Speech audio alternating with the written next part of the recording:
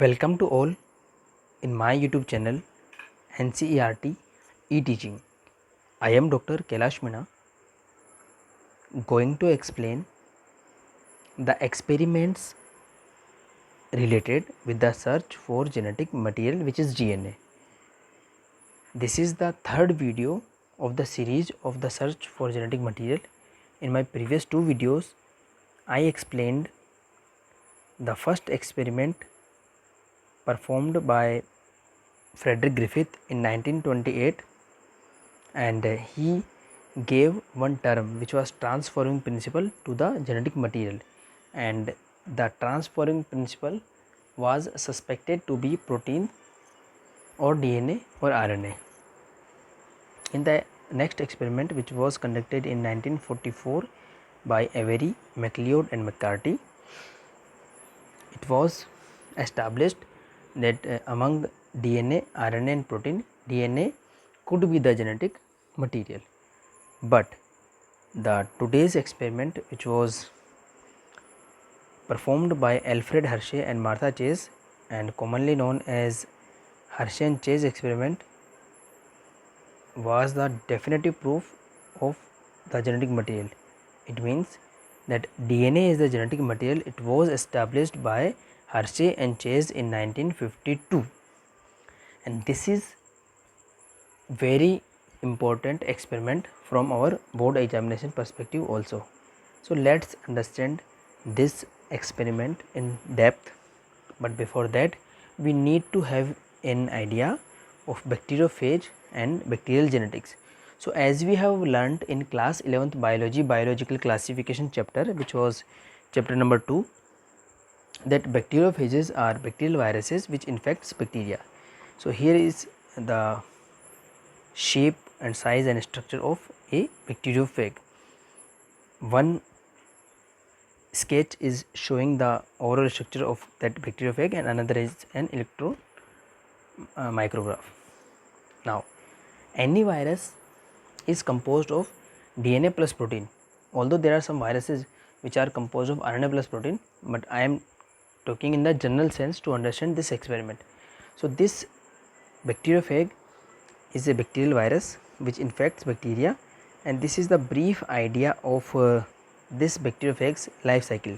So the name of this bacteriophage or bacterial virus is T2 bacteriophage, and the name of the bacterium is E. coli. E. coli is a bacterium which lives symbiotically in our large intestine, the part of large intestine which is called colon. That is why E. coli, Escherichia coli. Now coming to the life cycle of this bacteriophage, it is quite simple to understand that this bacteriophage attaches on the surface of the bacteria, then it inserts its DNA, which is the genetic material, into the bacteria, which is shown by blue color here. Then this DNA is able to make many DNA molecules by the process of DNA replication, and along with that it is also able to make RNA molecules and hence making protein molecules for the synthesis of proteins for the virus particles. I have given this idea in my introductory lecture of DNA, and I gave you the idea of central dogma of molecular biology, in which I mentioned the transcription and the translation. So from DNA to RNA protein, the flow of information, and you all are aware about the central dogma. So here you can easily understand why DNA is able to make another DNA molecules and another protein molecules. So finally, after that, because DNA molecules are there, protein molecules are there, so viruses and many new virus particles reassembles, and then this bacterial cell destroys, and these viruses are free from that bacteria and they are ready to infect another bacteria. So this is how bacterial viruses perpetuate. So the understanding of this life cycle will help us to understand the experiment, which is our prime focus in this chapter. The experiment, which is also called Hershey-Chase experiment, blending experiment, there are several names also. Now In this diagram we know that virus is inserting its DNA and DNA is a genetic material, but at that time in 1952 the Hershey and Chase have to prove that DNA is a genetic material. So at that time they are not knowing, because it is a sketch, conceptual sketch. They do not know what virus is transferring in the bacteria, but yes, they do know is what, that virus is made up of DNA and protein, nothing else. So there were two competitors for genetic material, either DNA or protein. So how they established that DNA was the genetic material, and how they were able to differentiate between DNA and protein, or I can say how they were able to trace the path of DNA or protein. So it is very simple and something related to chemistry also. So here you can see the interrelatedness of different disciplines of science. So I am here applying the interdisciplinary approach to explain you the experiment. So what is that approach is, you must have heard about isotopes in chemistry. Let me give you a very brief idea. Isotopes are atoms which have same number of protons but different numbers of neutrons, and hence their identity or atomic number is same, but yes, their weight or atomic weight is different, and that is why they took the same place in the periodic table, and that is why they are called iso, means same, top means something related to topology or place.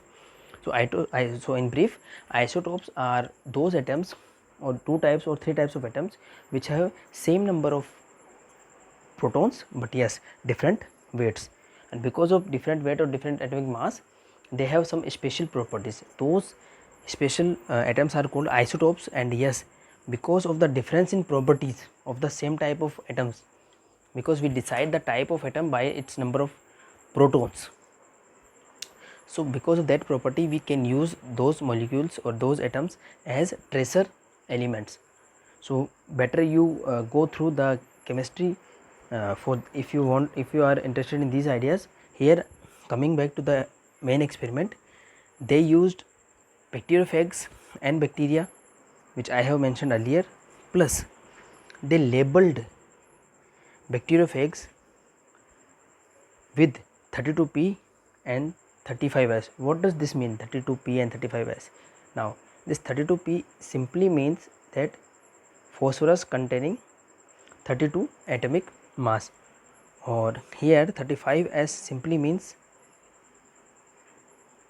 sulfur containing 35 atomic mass.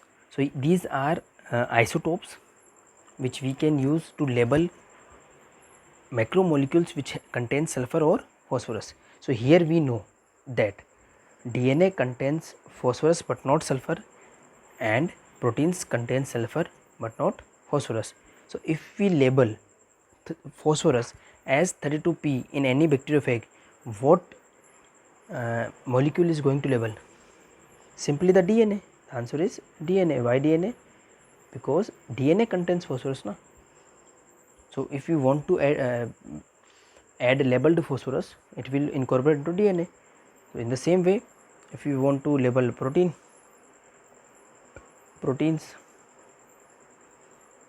we are going to label 35s. So because proteins contain sulfur, here we didn't take carbon, hydrogen, oxygen or nitrogen, because these atoms are common in DNA and protein. You have learnt about these atoms and structures of biomolecules in class 11th, unit 3, biomolecules.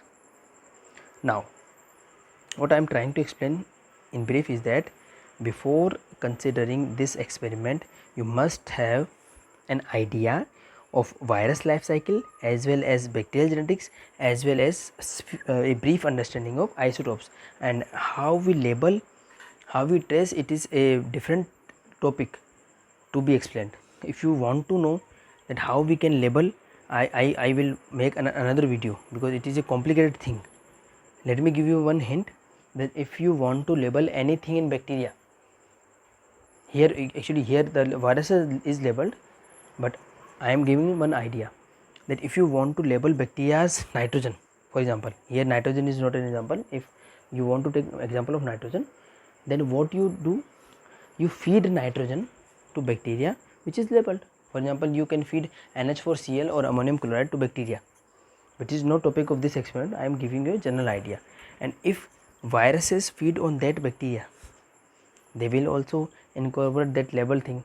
So here I am giving one hint how you can label viruses, because this will be a completely different topic and elaborated topic. Now coming back to the experiment again.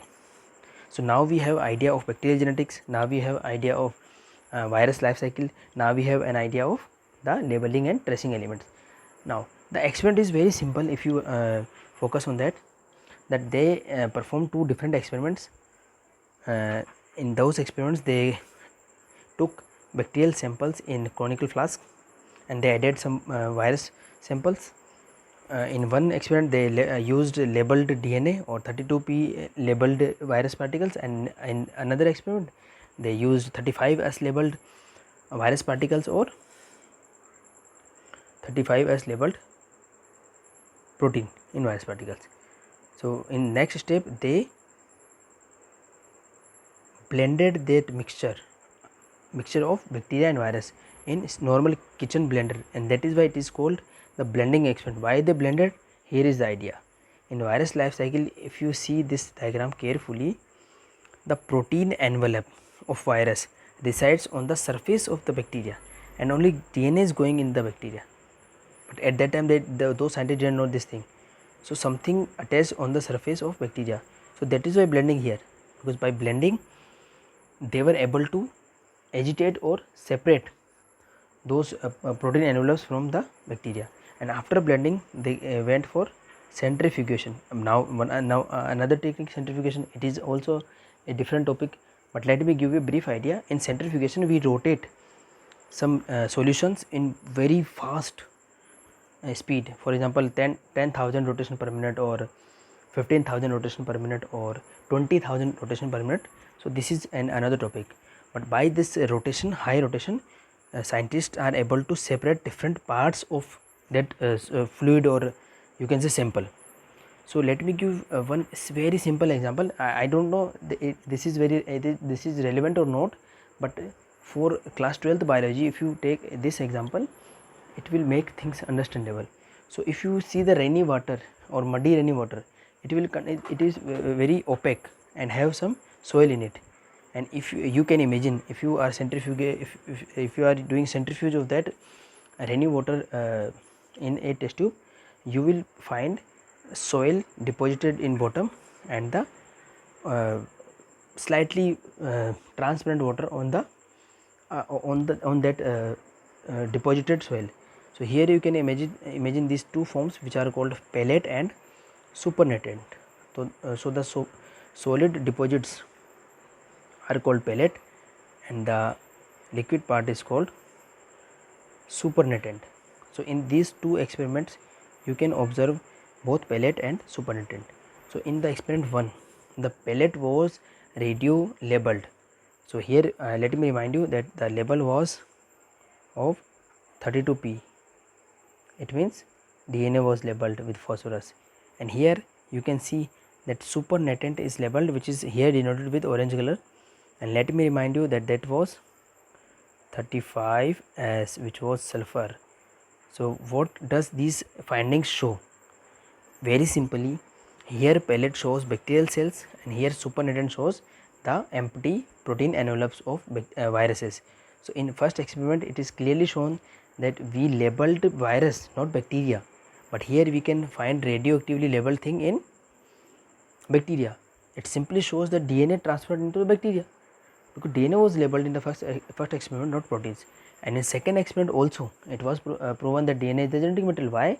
Because we labeled proteins in the virus, but here we are seeing protein on the supernatant, not in the pellet.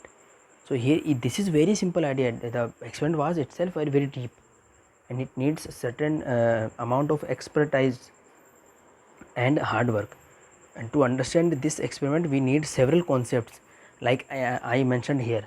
But at class 12th biology level, what I discussed, if you focus it, if you do not understand, please I am requesting to review this video and read your NCERT text and then let me know you understood or not. So this is how Hershey and Chase were able to establish that DNA is the genetic material.